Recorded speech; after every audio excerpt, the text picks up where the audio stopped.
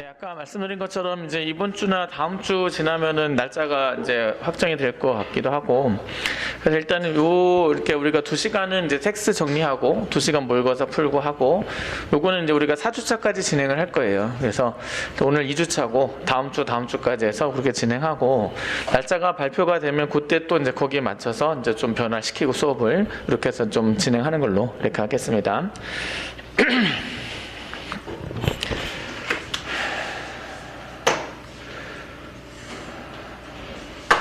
네, 그 다음에 실업 통계 이해 같이 좀 보겠습니다. 일단 우리가 실업 통계는 또 통계 문제 중에서 가장 좀 통계다운 그런 이제 문제다 이렇게 볼 수가 있는데, 일단 고용 분포를 좀 잘 이해를 하셔야죠. 우리가 항상 이걸로 이해를 했어요. 이걸로 해서 우리가 취업자, 실업자, 비경제활동인구 이렇게. 일단 우리가 취업자부터 좁은 것부터 합시다. 취업자는 현재 일자리를 가지고 있는 사람을 얘기를 하는 것이고, 실업자는 현재 구직활동을 하고 있는 사람, 이렇게 해서 이 두 사람 합친 것이 경제활동 인구에 해당한다. 그러니까 실업자와 현재 구직활동을 하고 있는 구직자는 동일한 용어로 생각하시면 돼요. 그리고 이제 비경제활동 인구는 일할 의지가 없는 사람이다. 현재 일을 하고 있지 않으면서 구직활동까지도 안 하고 있는 사람들, 이런 사람들이 바로 비경제활동 인구에 속한다. 이걸 다 합치면 이제 15세 이상 인구가 되겠죠. 이렇게. 네, 그래서 15세 이상 인구가 전체가 되겠고, 위에 실업자, 실업자를 합친 것이 경제활동 인구, 비경제활동 인구까지 합친 게 15세 이상 인구다. 이렇게 이제 고용 분포를 체크하시면 되고, 여기서는 우리가 실망 실업자, 그 다음에 취업준비생, 그 다음에 무급과 종사자, 이 세 사람을 잘 보시면 돼요. 이 사람들은 다 이제 뭐냐면 우리가 현실에서 보게 되면은 실업자처럼 보이는 사람들이에요. 그죠? 그래서 저 사람들 본인도 그렇고 주변 사람들도 저 사람들을 인식할 때 실업자로 인식한단 말이에요. 근데 통계에서는 실업자로 인식하지 않는다라는 것이 특징이죠. 그래서 우리가 실망 실업자는 현재 구직 활동을 포기하고 있는 사람이에요. 구직 활동 하다 안 돼가지고 경제 상황이 안 좋아서 하다 안 돼가지고 실망 실업자, 구직 포기를 한 사람. 그래서 그 사람 마음속에는 이제 일하고자 하는 의지가 있을 수 있어요. 그죠? 근데 구직 활동을 지금 현재 당분간 포기한 이런 상태가 될 수 있고, 취업 준비생의 경우는 일할 의지가 있으니까 취업을 준비하는 거 아니냐 이렇게 생각할 수 있겠지만, 이거는 구직 활동 안 하잖아요. 공부만 한단 말이에요. 이렇게. 그래서 그런 것들이 이제 여기에 해당한다. 그 다음에 무급과주 종사자는 이제 우리가 김씨 아들 얘기했었죠. 그래서 이제 식당 운영하는 이제 김 사장이 자식이 학교를 졸업했는데 취업이 될 때까지 여기서 무급으로 서빙 일을 도와주고 있다. 그 사람이 무급과주 종사자예요. 그렇죠? 그럼 그 사람은 본인도 그렇고 주변 사람들도 아직 취업이 안 됐다라고 생각할 수 있겠지만 취업자로 통계에서 잡힌다는 거예요. 그래서 이런 것들이 이제 우리가 그 지수 실업률과 체감 실업률의 차이를 나타내주는 이유가 되고, 지수 실업률은 요 분류에 의해서 실업 통계를 내는 것이고, 체감 실업률은 주변 사람들의 어떤 시선 이런 것까지 포함시킨단 말이죠. 그리고 이 세 사람들은 체감 실업률을 높이는 요인으로 작용하지만 현실에서는 통계에서는 잡히지 않는 이런 사람들이다. 그래서 지수 실업률에 비해서 체감 실업률이 높아지는 이런 상황들, 요거를 이렇게 이해하시면 돼요.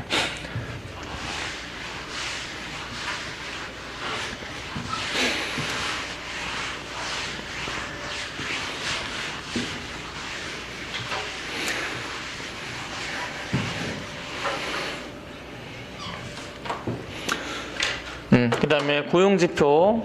고용지표는 일단 우리가 실업률, 취업률, 고용률, 경제활동 참가율인데, 여기서는 일단 우리가 실업률은 여기서 취업자가 차지하는 비중, 그 다음에 경제활동에서 실업자가 차지하는 비중이 실업률이고, 두 가지를 더하면 무조건 100이 나와지는 이런 상태가 된다. 이렇게 좀 보시고, 그 다음에 이제 우리가 고용률의 경우는 고용률하고 경제활동 참가율은 15세 이상 인구가 분모가 되죠. 여기에서 취업자가 차지하는 비중이 고용률, 그다음 15세 이상 인구에서 이제 여기 실업자가 경제활동 인구가 차지하는 비율은 경제활동 참가율이 되고, 우리가 고용률을 경제활동 참가율로 나눠서 곱하기 100을 하면 취업률이 되는 이 공식도 같이 좀 알고 있으면 돼요.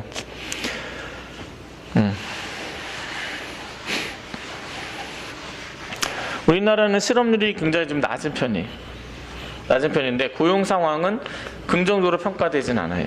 이게. 그래서 왜 그런가? 우리 여기서 한번 해볼까요? 실업률이 낮아지는 경우의 수는 좀 체크를 하면 실업자였던 사람이 취업자로 되는 경우 있죠. 요거는 긍정적이에요, 부정적이에요? 이거는 긍정적이죠. 그죠? 그래서 일단 1번은 실업자였던 사람이 취업자가 되는 이런 경우. 이거는 이제 긍정적으로 평가될 수 있습니다. 이렇게. 그 다음에 이제 두 번째는 실업자였던 사람이 이제 여기 비경제활동으로 빠지는 경우 있죠. 이렇게. 요거는 긍정적이에요, 부정적이에요? 구직활동을 하던 사람이 비경제로 빠지면 뭐가 되겠어요? 구직 포기자가 되죠. 그럼 이건 긍정적이에요, 부정적이에요? 이건 부정적인 상황에서 나타나는 현상이에요. 이게. 그 다음에 세 번째는 뭐가 되냐면 이제 비경제활동인가 취업자가 되는 경우 있죠. 요거. 비경제에서 취업자가 되는 이런 경우가 이렇게 되면은 실업률이 떨어지겠죠. 이렇게. 그럼 이건 긍정적이에요, 부정적이에요? 이거는 긍정적이죠. 그죠? 그러면은 1번하고 3번은 실업률이 낮아지면 1번과 3번에 의해서 실업률이 떨어지게 된다면 이거는 긍정적이에요. 근데 2번의 사례에서 실업률이 떨어지게 되면 이건 부정적이에요. 그러면 1번이 지금 현재 우리나라에서는 1번과 3번에 의해서 나타나는 현상이냐 아니면 2번에서 나타나는 현상이냐를 어떤 지표를 통해서 보완해서 확인할 수 있을까요? 1번과 3번의 공통점 뭐예요? 취업자가 증가하는 거죠.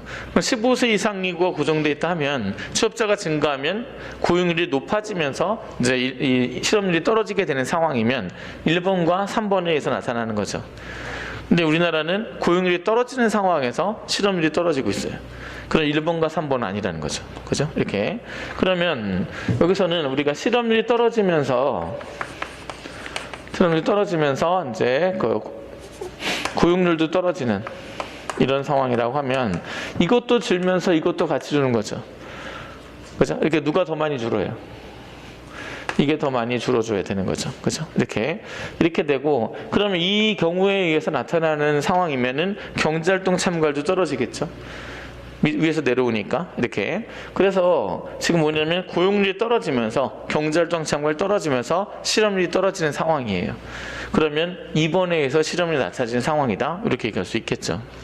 그래서 실업률이 이제 우리가 떨어지는 상황인데 왜 고용이 불안정하냐 이런 생각을 했을 때 실업률이 떨어지는 경우의 수를 다 잡아버리면 이거는 뭐냐면 긍정적인 요인에서 실업률이 떨어지는 경우도 있지만 부정적인 요인에서 실업률이 떨어지는 경우도 있어요. 그거를 판별하려면 다른 지표들도 같이 봐야 되는데 결국에는 2번이 이제 유력하게 나타나는 이런 상황이 되는 거죠. 그래서 실업률이 좀 낮게 잡히는 이런 이제 편이다 이렇게 볼 수 있습니다. 그래서 이런 것들도 이제 우리가 현실과 관련돼서 좀 이해해 보면 이렇게 응용도 해볼 수 있어요.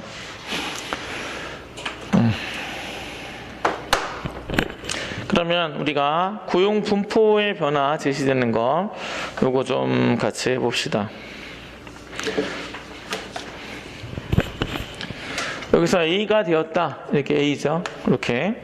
그러면 요거 보면서 바로바로 답변하는 거 연습 좀 해봅시다. 지금 모르는 건 아니에요. 우리 했었어요. 그죠? 이렇게 되면 취업률 어떻게 되죠? 취업률 떨어지고 실업률은 상승하게 된다. 고용률은 감소하게 되고 경제활동 참가율은 그대로다. 여기 보는 거 아니죠? 여기만 보고 하셔야 돼요. 네, 그래서 A는 그렇게 되고 그 다음에 C가 이렇게 될 겁니다. 그럼 이렇게 되면 취업률은 하락, 실업률은 상승. 실업률이 떨어지면 취업률이 떨어지면 실업률은 높아지는 거예요. 이렇게 돼서 그 반비례 관계로 이해하시면 돼요. 고용률은 하락하고 경제활동 참가율은 떨어지게 되었다. 그러니까 고용률을 물어보면 취업자가 증가했는지 감소했는지만 보면 돼요. 이건 취업자가 줄었으니까 고용률 떨어졌고 위에서 내려왔으니까 경제활동 참가율 떨어졌고 그죠? 이렇게 됐고 그 다음에 이번에 F 해봅시다. 이렇게 되면 일단 취업률은 하락하게 되었다. 이건 없는 거예요 지금. 취업률 하락하게 됐다. 가만히 있는데 실업자가 증가했잖아요. 그럼 취업률은 떨어졌고 실업률은 높아졌고 경제활동 참가율은 상승, 경제활동 참가율 있고 고용률은 그대로. 취업자 수의 변함이 없잖아요. 그러면 고용률은 그대로다. 그러니까 여기서 이 그림을 여기서 이렇게 체크를 했을 때 여기 화살표로 표시를 해놓고 우리가 연습을 했잖아요. 그죠? 이렇게. 그러면 이제 실업률과 취업률이 조금 어려워요. 상대적 관계로 봐야 되니까. 그래서 실업률과 취업률 항상 반비례하게 설정하고 하나만 본다. 이렇게 생각하세요. 취업률만 본다. 이렇게 합시다. 그러면 취업자 가만히 있는데 실업자가 늘었으니까 취업률 떨어졌다. 실업률 높아졌다. 그 다음에 또 이제 이렇게 해서 이렇게 된 상황이 되었다. 그러면 취업자 증가했고 실업자 가만히 있으니까 취업률 높아졌다. 이렇게 해도 되고. 그렇게 해서 취업률을 기준으로 해서 하나를 잡고 나머지 실업률은 거꾸로 간다. 이렇게 설정하고 고용률은 뭘 보라 했어요? 취업자가 증가했는지 감소했는지 이것만 보라 했죠. 이렇게 보고 경제활동 참가율은 올라간 사람이 있으면 높아지고 떨어진 사람이 있으면 낮춰지고. 요거 됐어요? 바로 연습할 거예요. 긴장들 하세요. 연습하시고. 가 보세요. 가. 여기. 답은 다 적어 드렸어요. 거긴 볼 필요 없어요. 일단 가에서 취업률은 증가, 실업률은 감소. 그 다음에 고용률은 증가, 경제활동 참가율은 내려왔잖아요. 내려왔으니까 하락했다. 이렇게. 그래서 취업자 증가했으니까 고용률 높아졌고 내려왔으니까 경제활동 참가율 높아졌고 상대적으로 취업률 실험을 보면 되고 그 다음에 이번에 여기 보세요. 취업률은 하락, 실업률은 상승, 고용률은 하락, 경제활동 참가율 하락. 눈에 보여요? 뭘 봐야 되는지 요게 선을 중심으로 해서 올라갔느냐 내려갔느냐 보면 되고 이게 증가했느냐 감소했느냐 보면 되고 이렇게 됐죠? 다 여기 취업률은 하락, 실업률은 증가했고 그 다음 고용률은 감소, 그 다음에 경제활동 참가율은 상승 이렇게 됐죠? 그 다음에 취업률은 증가했고 실업률은 하락, 그 다음에 고용률은 증가했고 경제활동 참가율은 증가했다. 이렇게. 그 그림을 보면서 이제 체크할 수 있으면 되고 문제는 이제 어떤 문제 상황이 주어졌을 때 이 화살표를 잘 체크해야 된다는 게 문제예요. 잘 체크만 하면 눈에 보면서 바로바로 하고 나중에는 이거 그리지 않고 화살표만 머릿속에 띄워도 되잖아요. 어차피 그림이 외웠으니까. 그죠? 그렇게 해서 했을 때 바로바로 나올 수 있게 이렇게 연습해 두면 실업 통계 문제 훨씬 쉽게 풀 수 있어요. 그죠? 그래서 이렇게 체크해 주고 근데 이게 전체 실업 통계 문제 30%예요. 70%는 거꾸로 나와요. 70%는 이제 오늘 그 페이지 8페이지 좀 보시면 요거는 우리가 연습을 좀 할 거예요. 여기서는 고용지표 변화가 제시된 상태에서 고용 분포의 변화를 물어봐 주는 거예요. 이렇게 해서 총 6가지가 있고 전체로 하면 12가지예요. 12가지 지금 다 드린 거예요. 여기서 출제될 수 있는 거 다 드렸어요. 여기서는 일단 우리가 연습을 좀 할 건데 1번 좀 보시면 일단 우리가 고용지표가 4가지가 다 주어지진 않아요. 일부가 주어지긴 하지만 그 순서를 정하면 일단 4개 중에 뭘 제일 먼저 보라 했어요? 고용률을 먼저 본다. 그 다음에 경제활동 참가를 본다. 나중에 실업률 좀 마지막에 보는 거예요. 이게. 그러면 여기 1번에 좀 봅시다. 고용률이 증가했어요. 그럼 뭐가 증가해야 돼요? 취업자가 증가하는 방식은 여기서 가든가 여기서 가든 2개밖에 없어요. 2개 다 열어놓고 넘어갑니다. 그 다음에 경제활동 참가를 증가했어요. 그러면 밑에서 위로 올라가야 되죠. 그럼 얘네요. 얘는 필요 없어요. 됐죠? 이렇게 됐어요. 그리고 나서 저기 실업률, 취업률 확인해 주면 돼요. 그럼 실업자 증가했으니까 취업률 증가하고 실업률 감소했죠. 됐죠? 이렇게 해서 1번은 이렇게 하면 되겠고 그 다음에 2번은 고용률이 증가를 했어요. 얘는 증가해야 되죠. 얘가 이렇게 오거나 이렇게 오거나 근데 경제활동 참가율이 감소해야 된대요. 그러면 올라가면 안 되죠. 얘는 안 되고 내려와야 돼요. 그러면 얘가 이쪽으로 가야 되는 거고 고용률은 잡았고 그 다음에 내려와야 되는데 얘가 내려와요. 실업자가 내려와야 되죠. 요걸 할 때 이 세 가지 각각의 입장에서 나가기만 하거나 들어오기만 해야 되지, 나가고 들어오는 것이 같이 설정되면 안 돼요. 그럼 누가 큰지를 확인해서 또 하나를 없애야 된단 말이에요, 이게. 그래서 이거는 이제 이렇게 실업자 입장은 나갔기 때문에 나가기만 해야 되고, 얘는 들어왔기 때문에 됐고, 얘는 들어왔으니까 됐고, 이렇게 해서 체크하시면 되고, 이렇게 한 게 2번이 되겠고요. 그 다음에 3번. 3번의 경우는 고용률이 감소했어요. 취업자 감소했죠. 내려가든가 옆으로 빠지든가. 경제활동 참가를 감소했어요. 둘 중에 하나 내려와야 되는데 어차피 얘가 내려가야 되잖아요. 그죠? 이렇게. 근데 취업자가 감소했으면 취업률이 떨어져야 되는데 취업률이 높아졌대요. 이게. 이렇게 돼버리면 이제 어떤 요인을 하나 더 추가해야 되겠죠. 이렇게. 취업자가 감소하면서 취업자의 비중이 커지려고 하면 누가 더 많이 감소해야 돼요? 실업자도 감소해야 되겠죠. 더 많이 감소해야 돼요. 실업자가 빠져야 되는데 어디로 빠져야 돼요? 얘는 나갔으니까 들어오면 안 되고, 얘는 들어왔으니까 한 번 더 들어와야 되죠. 그러면 밑으로 이렇게 얘가 더 많은 비율로 이제 이렇게 이동하게 되면 그렇게 되는 거죠. 됐어요? 그래서 이렇게 세 가지 경우의 수를 체크하고 4, 5, 6번 증명 시간 드릴게요. 4, 5, 6번을 해보고 4, 5, 6번 하고 거기 짝가루 2번 있죠? 그거까지 다 하세요. 응용이다 생각하시고.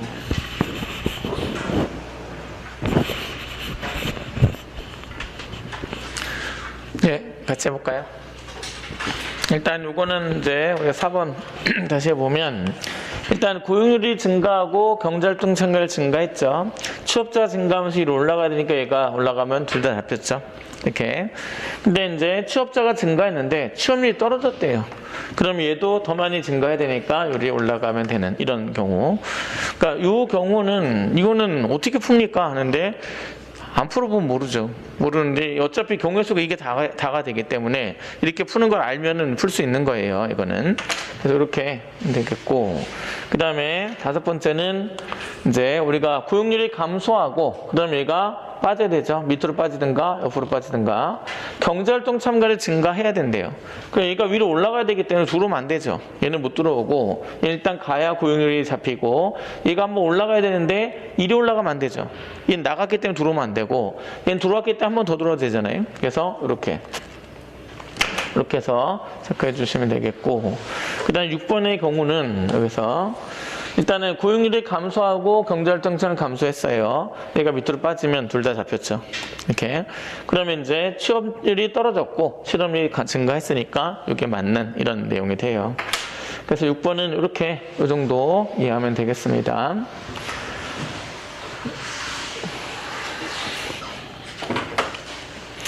네, 그 다음에 이제 고용지표의 변화가 제시된 것 중에서 고정된 경우가 있는 경우예요. 여기서는 고용률이라든가 우리가 이제 경제활동 참가율 이런 것들인데, 고용률이 고정이 됐다 이렇게 되고 하면은 일단 취업자가 변함이 없어야 되겠죠. 얘는 없다고 치는 거예요. 그러면 얘만 갖고 하는 거예요. 얘만 가지고 올라가고 내려가고 두 개밖에 없잖아요. 그죠? 나머지 지표로 그거 확인해 주면 되는데, 실업률이 상승했대요. 그러면 요리 가면 되죠. 그러면 끝난 거예요. 이거는. 그래서 고용률이 변동이 없는 이런 경우는 취업자를 빼버리고 실업자하고 비경제활동에서 왔다 갔다 그거 하나만 나머지 지표로 확인해서 잡으면 돼요. 얘도 마찬가지죠. 경제활동에서 하락했대요. 얘 가만히 있어야 되니까 얘가 내려가야죠. 이렇게 해서 이거 쉽게 할 수 있어요. 요거. 그래서 고용률이 고정이 되었다는 거는 취업자를 고정시키고 변화시키지 말라고 했어요. 들어와서도 안 되고 나가서도 안 돼요. 물론 들어오고 나가고 같으면 되겠죠. 근데 그렇게 나갔다 들어왔다를 같이 설정하진 않는다 했잖아요. 이렇게 해서 요거를 이렇게 좀 이해를 하시고,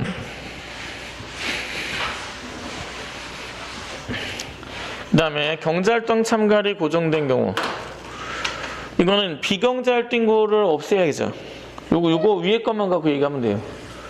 비경제활동구가 없습니다. 나가고 들어오고 없으니까. 그러면 나머지 하나로 이걸 맞춰주면 돼요. 고용률이 상승하려면 취업자가 증가해야 되니까 이리 가야죠. 됐죠?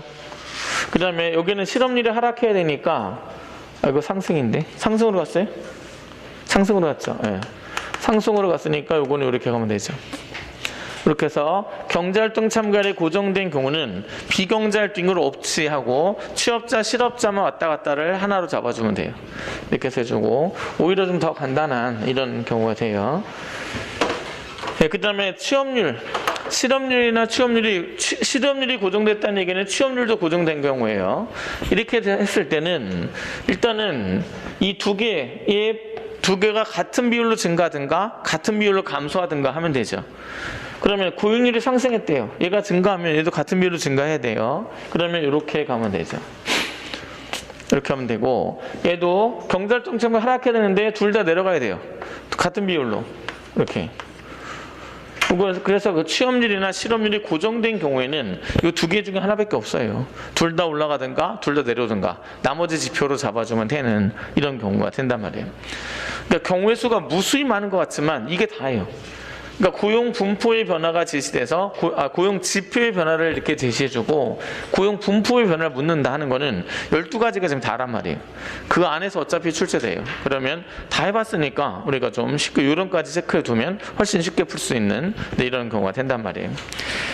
네, 그래서 실업 통계 문제는 우리가 그 정도까지 이렇게 정리하면 되겠습니다.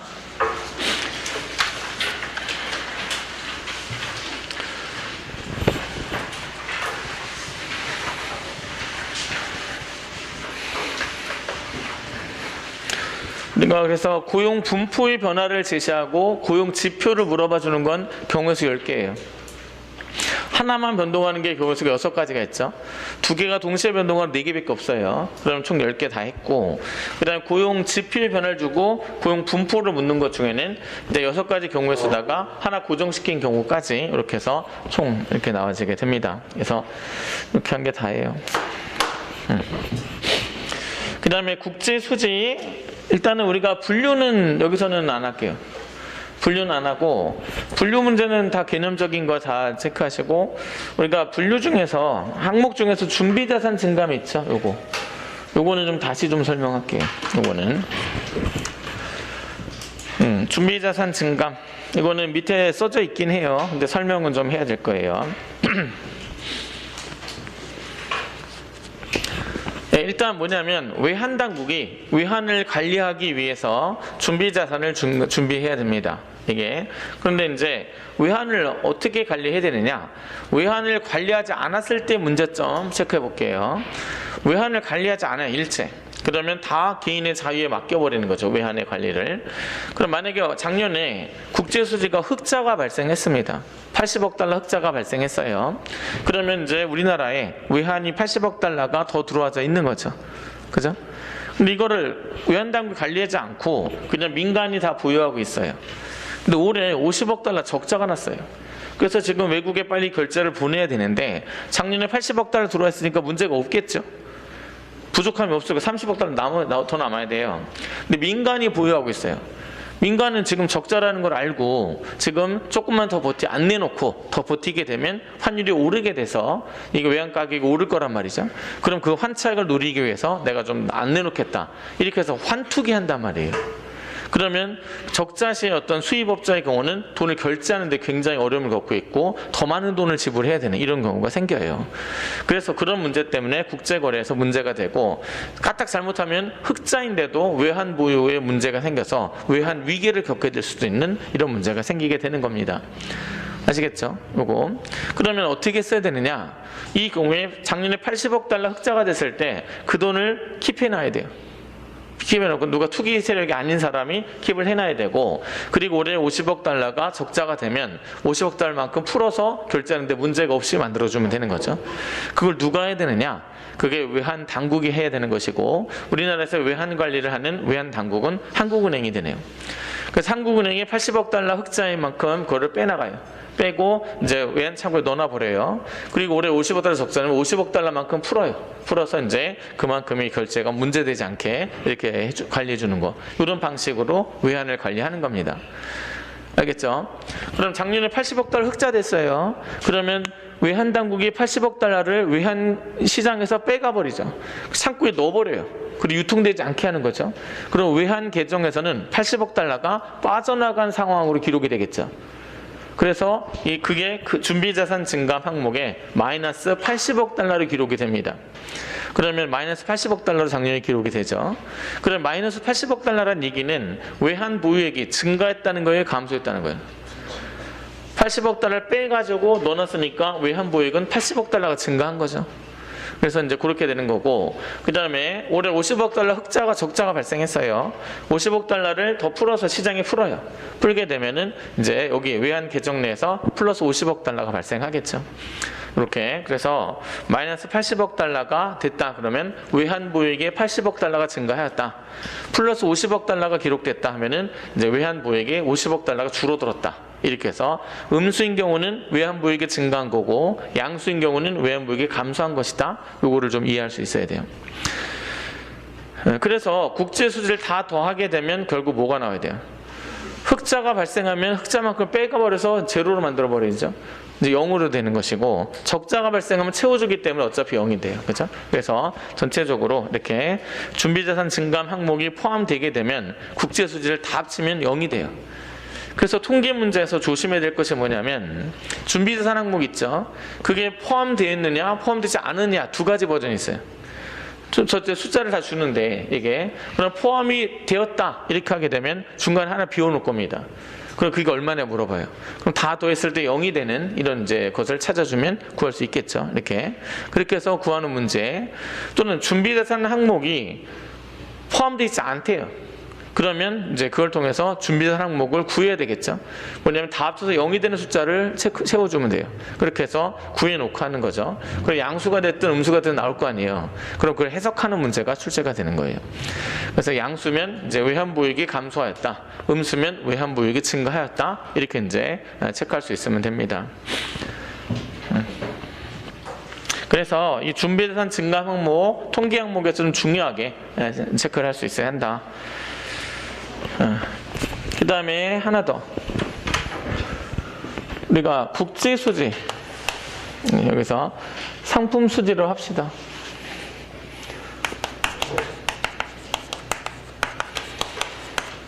상품 수지가 우리가 양수냐 또는 음수냐 이걸 갖고 판단해야 돼요. 이걸 알 수 있는 거. 상품 수지가 양수라는 얘기는 유입액이랑 유출액 중에서 누가 큰 거예요?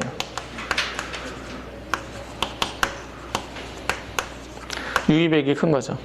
그러니까 외환 유입액, 외환 유출액. 수출을 했다. 그럼 외환이 들어오죠. 그게 유입액에 해당하는 것이고, 수입을 했다. 그럼 돈이 나갈 거 아니에요? 그럼 유출액이 되는 거죠. 그러면 이제 양수로 기록됐다는 거는 들어온 돈이 나간보다 많았다. 이렇게 되고, 음수면 유출액이 더 많았다. 이렇게 되겠죠. 그래서 이제 양수냐, 음수냐를 갖고 이렇게 따질 수 있어야 되고, 그다음에 두 번째는 상품 수지가 5억 달러에서 6억 달러로 증가했어요. 이걸 두고서 유입액이 증가하였다. 5x.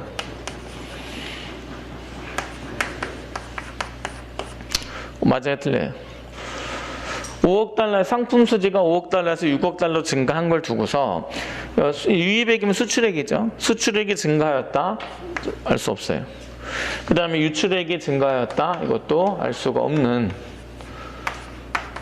감소하였다. 이것도 알 수가 없는 이런 상황이 돼요.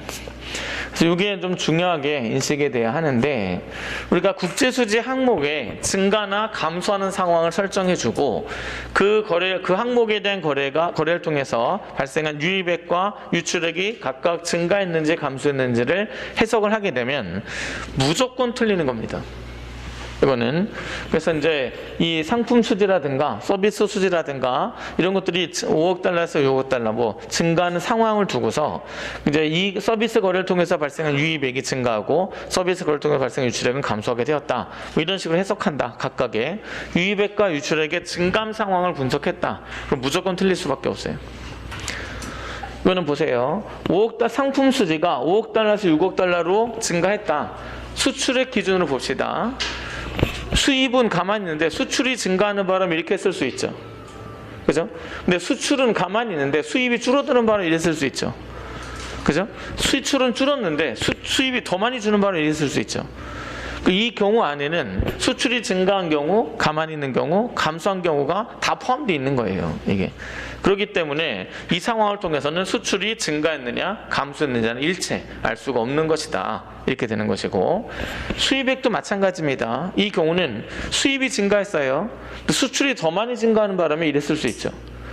수입은 가만히 있는데 수출이 증가해서 이랬을 수도 있죠. 그리고 수입이 줄었는데 이제 수출은 가만히 있는 바람에 이랬을 수 있어요. 그러면 이제 이런 경우 수입액도 증가하는 경우, 가만히 있는 경우, 감소한 경우가 다 포함되기 때문에 알 수가 없는 이런 상황이 되는 거죠. 그래서 이 국제 수지 항목의 증가나 감소하는 상황을 두고서 유입액과 유출액의 증감 상황을 분석하는 선택지는 100% 다 틀린 겁니다. 이거는. 그래서 그거는 좀 미리 알고 쉽게 걸러낼 수 있어야 됩니다. 이거는 무슨 얘기인지 아시겠죠? 상품 수지가 5억에서 6억 달러 증가하면서 수출이 증가했다. 틀렸어요. 수입이 감소했다. 틀렸습니다. 알 수 없다가 답이에요. 이거는. 근데 뭐냐면 5억에서 6억이 됐다는 거는 수출과 수입의 격차가 5억에서 6억으로 늘어났다는 것이지, 뭐가 늘었고 뭐가 줄었는지는 일체 알 수가 없는 것이다. 이렇게 체크할 수 있어야 돼요. 예, 그래서 이 각각 모든 항목이 다 마찬가지예요. 그러니까 증가하거나 감소하거나 상황을 둘 수 없어요. 그 다음에 만약에 보는 소득 수지가 0으로 3년 동안 계속 유지가 됐다 칩시다. 0이에요. 그럼 보는 소득 수지로 인한 거래는 없었다.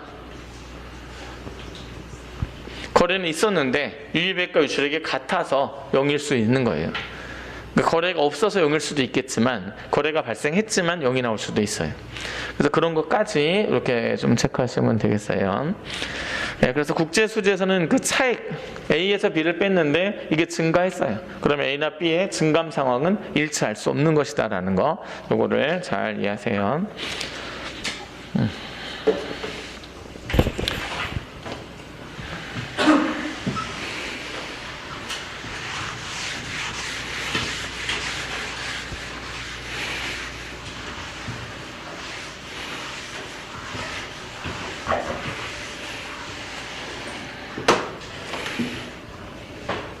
예, 그 다음에 우리가 사회 이동에 관련된 요 내용들 같이 좀 봅시다.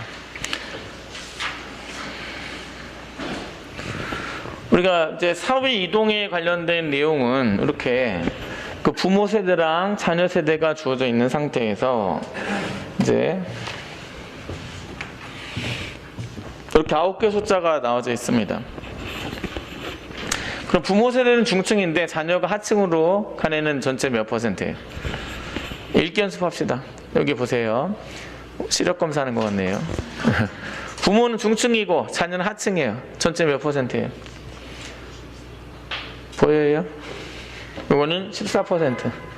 부모가 중층이고 자녀가 하층인 경우는 여기잖아요. 그죠? 이렇게 되고, 그 다음에 부모가 하층인데 자녀는 상층인 이런 경우는 몇 %예요? 1%. 요거. 그죠? 하층인데 자녀 상층이 1%죠. 뭐 이렇게 읽는 거예요. 일단 기본적으로 이렇게 읽을 수 있어야 한다. 부모가 어느 계층이고 자녀가 어느 계층인데 거기에 속하는 계층이 전체 몇 %냐 하면은 이렇게 일단 읽을 수 있어야 됩니다. 예, 그러면 일단 이렇게 첫 번째 우리가 좀 체크해야 될 것이 뭐냐면, 부모 세대 계층 구조랑 자녀 세대 계층 구조를 이 도표를 통해서 확인할 수 있어야 돼요. 계층 구조라고 하는 거는 피라미드, 다이아몬드, 모래시계형 중에 하나겠죠. 그죠? 이렇게 됐을 때, 그러면 부모 세대 계층은 어떤 형태죠? 일단 그러면 부모 세대의 계층, 상층, 중층, 하층이 몇 %인지 체크해야 되죠. 부모 세대 상층은 전체 몇 %예요? 여기서 이렇게 더하면 되죠. 이렇게 더하면 부모 세대 상층이 27%입니다. 그 다음에 중층은 45%, 하층은 28%, 이렇게. 그러면 부모 세대 계층 구조는 중층이 가장 크기 때문에 다이아몬드형 계층 구조에 해당한다. 이렇게 해서 밑에 써놨어요. 그 다음에 자녀 세대 계층 구조, 자녀 세대는 상층이 전체 몇 %예요? 12%, 중층은 36, 하층은 52, 이렇게 됐죠? 그럼 다 100 나오죠? 자녀 세대는 하층이 가장 크기 때문에 피라미드형 계층 구조에 해당한다. 이렇게 이제 볼 수 있어요. 됐어요? 그래서 부모 세대랑 자녀 세대가 계층 구조는 이렇게 파악할 수 있어야 돼요. 만약에 부모 세대랑 자녀 세대 위치가 바뀔 수도 있어요. 바뀌면 그 적응해야 됩니다. 이렇게. 그 다음에 이제 계층 이동의 유형.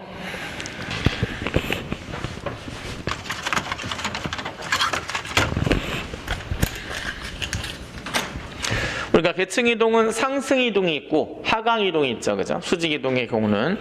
그러면 일단 여기서 전체적으로 여기 있는 애들의 특징은 뭐예요? 이거는 대물림된 이런 비율이죠. 그래서 부모 세대의 계층을 자녀가 고스란히 대물림한 비율이 전체 몇 퍼센트예요? 61%가 되겠죠. 이렇게. 됐죠? 이렇게. 요게 3개를 더하면 61%. 그 다음 얘네들은 중층에서 상층으로 올라가네. 하층에서 상층이나 중층으로 상승한 애들이죠. 상승 이동한 애들이 얘네예요. 그럼 얘네는 전체 6%가 되겠죠. 그다음 얘네는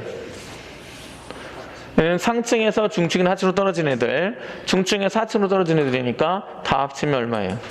33%가 얘네들은 하강 이동을 한 사람들이죠. 그래서 이 도표상에서 상승 이동한 사람의 비율, 하강 이동한 사람의 비율을 이렇게 위치해서 찾아낼 수 있어야 돼요. 그 다음에 총 숫자가 9개인데 9개 중에 3개는 상승, 3개는 하강, 그 다음에 3개는 유지된 애들 이렇게 되겠죠. 그래서 일단 상승 이동, 하강 이동까지 분석할 수 있어야 돼요. 여기까지가 기출문제예요. 기출문제 여기까지 물어봤어요. 근데 이 표상에서 하나를 더 물어볼 수 있는 것이 뭐냐면 이거는 일단은 이제 부모 세대나 자녀 세대를 계층으로 기준으로 해서 세습률, 대물림된 비율이 어느 계층이 가장 높으냐 이런 거 물어본단 말이죠. 부모 계층 중에서 자녀에게 대물림해준 비율이 가장 높은 계층은 어느 계층이에요? 요거는 봐야 돼요. 요거는 이제 전체로 이게 27이죠. 이거는 27분의 8이에요. 27분의 8이 대물림 됐죠. 그 다음에 요거 다 더하면 아까 몇 프로예요? 45 중에서 28 요게 대물림된 비율이죠.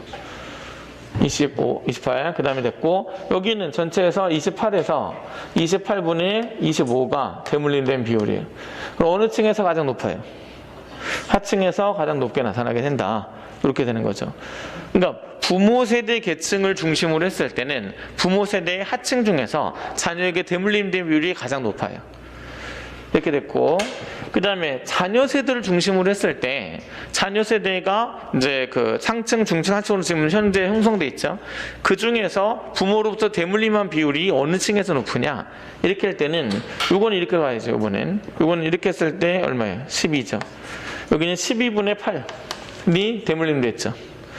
여기서 이렇게 가게 되면 36이에요. 그럼 36분의 28이 대물림된 비율이죠. 그 다음에 이렇게 가게 되면 얘는 몇 프로예요? 20니까 52. 52니까 여기는 52분의 25가 되겠죠. 대물림된 비율이. 그러면 여기서 어느 계층에서 가장 높으냐면은 지금 여기서 가장 높은 이런 상황이 되죠. 여기서. 요거랑 이거랑 금방 비교할 수 있죠. 12, 부모가 12고 36이죠. 3배 하면 되죠. 36 되고 3배 38, 24. 28이 더 높잖아요. 그죠? 이렇게 해서 이렇게 좀 잠깐 요건 반도 안 되니까 아예. 이렇게 해서 이제 자녀 세대의 중층이 대물림된 비율이 가장 크고 부모 세대의 하층이 대물림해준 비율이 가장 크다. 이렇게 해서 요거를 좀 체크해낼 수 있어야 돼요. 요거까지 하면 여기서 물어볼 수 있는 건 다 답변할 수 있는 거예요. 요거까지. 네, 그래서 우리가 그런 내용들로 체크하시면 되겠습니다. 이거 프린트가 이게 마지막 페이지가 왜 이게 들어갔죠? 어쨌든 봅시다.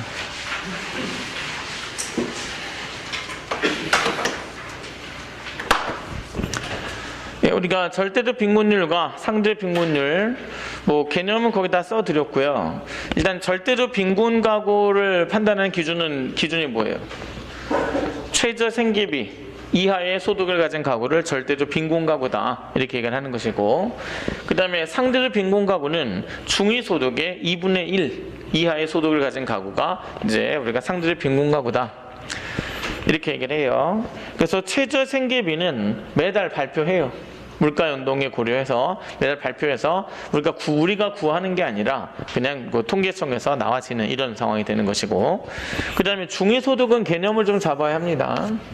우리가 요 분포를 일단 이해하시는 게 가장 중요하죠. 요 분포. 일단 0부터 100까지 쭉 가게 된단 말이죠. 이렇게. 그래서 여기에서 이 무수히 많은 점들이 뭘 의미하는 거냐면 가구들이 순서대로 나열되어 있는 거예요. 이렇게. 가구들이 순서대로 나열되어 있는데 요거는 이제 왼쪽에 있을수록 소득이 낮은 가구에 해당하고 오른쪽으로 갈수록 소득이 높은 가구에 해당한다. 이렇게 이제 판단하면 되고, 여기서 제일 가운데 있는 여기 중간에 위치한 이 가구, 이게 중위소득이에요. 이 중간에 위치한 가구의 소득을 중위소득이라 해요. 이게 만약에 400만 원이다 이렇게 하게 되면 중위소득이 400만 원이에요. 그러면 이제 상대적 빈곤 가구는 중위소득의 2분의 1이면 200만 원이죠. 그 200만 원보다 적은 소득을 가진 가구가 어디 있느냐를 체크하는 건데, 왼쪽에 있겠어요? 오른쪽에 있겠어요? 오른쪽은 400보다 많은 사람들이잖아요. 왼쪽이니까 여기 어딘가에 200만 원의 소득을 가진 가구가 있으면 여기가 20%라 해봅시다. 그러면 여기 있는 사람들이 다 200만 원 이하의 소득을 가진 사람들이죠. 이런 사람들이 다 상대적 빈곤 가구다라는 뜻으로 체크되는 거예요. 그럼 얘는 상대적 빈곤 가구고, 이렇게 됐죠? 이렇게. 그럼 요 분포를 좀 잘 이해를 하시면서 체크를 하시면 되는데, 일단 우리가 저기 2000년도 상황을 좀 봅시다. 상대적 빈곤율이 여기서는 이제 15%래요. 그러면 요게 상대적 빈곤. 절대적 빈곤 5%래요. 절대적 빈곤. 요렇게 되어 있는 겁니다. 이렇게. 그러면 이제 절대적 빈곤 가구는 모두 상대적 빈곤 가구로 분류가 된다. 여기 있는 가구들은 다 절대적 빈곤 가구인데 상대적 빈곤 가구로도 분류되고 있잖아요. 그죠? 이렇게 해서. 그래서 우리가 이제 이거는 포함 관계를 나타내게 되는데, 큰 숫자가 작은 숫자를 포함한다. 이렇게 생각하면 돼요.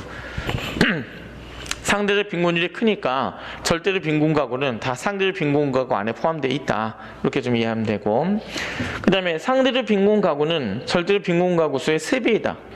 비율이 3배죠. 그럼 수가 3배잖아요.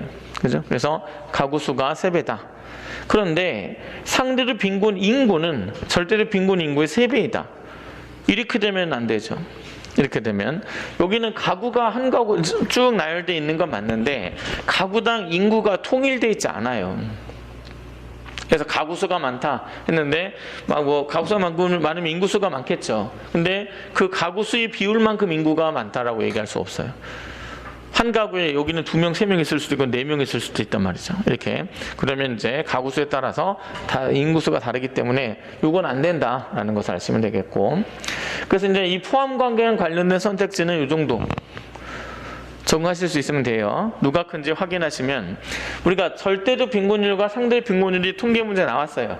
그럼 분석할 거는 몇이냐, 소수점까지 분석할 게 없고 누가 크냐, 같으냐, 이것만 따지는 거예요. 그것만 딱 분석해 놓고 그걸 갖고 문제 푸는 것이지 뭐 몇 배가 있고 막 이런 거 아무 의미 없습니다. 이거는. 그러면 이제 보세요. 이거는 포함 관계를 나타낸 것이고, 요거는 뭐냐면 빈곤선을 비교하는 거예요. 빈곤선. 빈곤선을 갖고 얘기를 하는 거예요. 예, 그러면 절대적 빈곤이 5%면 얘가 가지고 있는 소득이 뭐가 되냐면 최저 생계비가 되겠죠. 최저 생계비가 됩니다. 그러면 여기 15% 상대적 빈곤율이, 그러면 얘가 중위소득의 2분의 1이죠. 소득이. 그러면 이 두 개 중에서 누가 큰 거예요?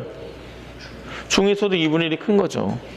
그러면 딱 요걸 알 수 있는 건, 유일하게 딱 확실히 알 수 있는 거는 최저 생계비보다 중위소득의 2분의 1이 크다. 이렇게 얘기할 수 있는 것이지, 비율이 3배니까 최저 생계비에 비해서 중위소득의 2분의 1이 3배 크다. 이렇게 얘기할 수 없습니다. 이거는 우리가 요거는 설명은 마지막으로 할게요. 우리가 빈곤율이라고 하는 것은 우리가 이렇게 합시다. 사회 점수를 시험을 다 봐요. 100명을. 이렇게 해서 이제 순위를 매기는데 1등이 꼴찌예요. 2등이 꼴찌에서 두 번째. 이렇게 해서 점수가 낮은 사람이 이제 1등부터 해가지고 100등이 이제 전체 가장 잘 본 사람으로 이렇게 해놨어요. 5등하고 15등이 등수 격차는 3배죠.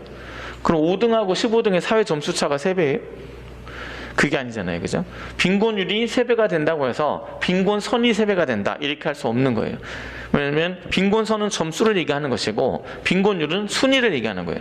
순위가 3배라고 해서 점수가 3배다. 이렇게 얘기할 수 없잖아요. 됐죠? 요거 이렇게 해서 그 관계를 좀 잘 이해하시면 돼요.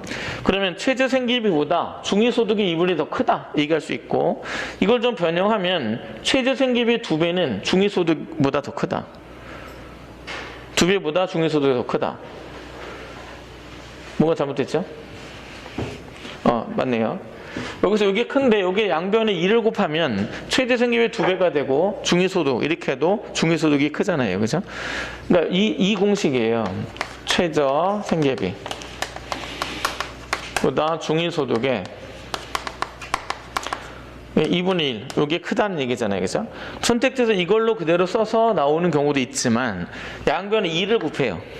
그럼 중위소득은 최저 생계비의 2배보다 크다. 이렇게 얘기해도 맞는 거죠. 그죠? 그런 식으로 변형시켜서 따라갈 수 있는 것만 맞는 것이고, 이게 이제 이 상대 빈곤율이 몇 배냐를 따져가지고 빈곤선이 몇 배다 그 설정해놓고 이걸 따라가면 안 되는 거죠. 그거는 무조건 틀리는 선택지다 이렇게 생각하시면 돼요. 됐어요?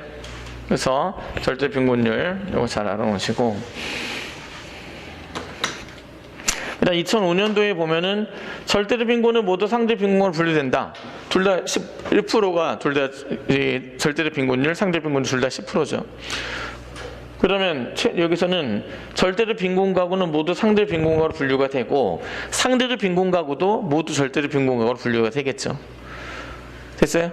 이렇게 되고, 상대적 빈곤 가구 수는 같고 여기는 인구수도 같다 얘기할 수 있습니다. 인구수도.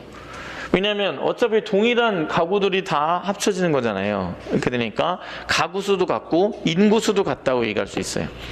왜냐하면 어차피 그 가구를 다 똑같은 가구를 절대적 빈곤 가구로 분류하고 똑같은 가구들을 상대적 빈곤 가구로 분류한단 말이에요. 여기서 이 이치 안 바뀌어요. 안 바뀌고 여기까지 절대적 빈곤 가구, 상대적 빈곤 가구 똑같으니까 어차피 그 가구가 그 가구예요 다. 그래서 가구 수도 같고 인구 수도 같다 이렇게 얘기할 수 있습니다. 그 다음에 여기는 이거는 이번에 같다고 설정해죠. 최저 생계비랑 중위소득 2분의 1이 같고 최저 생계비의 2배가 중위소득과 같다 이렇게 얘기해도 괜찮습니다. 그래서 이거는 같게 설정해 주면 되고, 그 다음에 2010년도는 거꾸로 가면 되죠. 거꾸로 이렇게 하면 돼요. 2015년은 선택지 하나만 좀 볼게요. 상대적 빈곤율이 낮고 그 다음에 절대적 빈곤율이 2배죠. 그러면 이제 중위소득의 2분의 1이 최저 생계비보다 작다. 요거잖아요. 요거를 하게 되는데 여기서는 지금 상대적 빈곤율의 2배가 절대적 빈곤율이죠. 그럼 빈곤선이 얘가 2배다 이렇게 얘기할 수 없단 말이에요. 저렇게 해놓고서 중위소득이 2분의 1과 최저 생계비 같다 이렇게 해서 틀리는 선택지 출제된 적이 있습니다. 왜냐하면 여기는 빈곤율이 2배죠. 그러니까 빈곤선도 2배가 되지 않겠습니까? 해서 여기서 여기 이거를 중위소득과 최저생계비 같은 걸로, 그러니까 중위소득의 2분의 1에다가 2를 곱해요. 그러면 중위소득이 되죠. 그거랑 최저생계비가 같다. 왜냐하면 빈곤율이 2배니까. 이런 식으로 해서 틀리게 되는 선택지가 이제 나온단 말이에요. 이게 2015년에서 중요한 건 이거예요.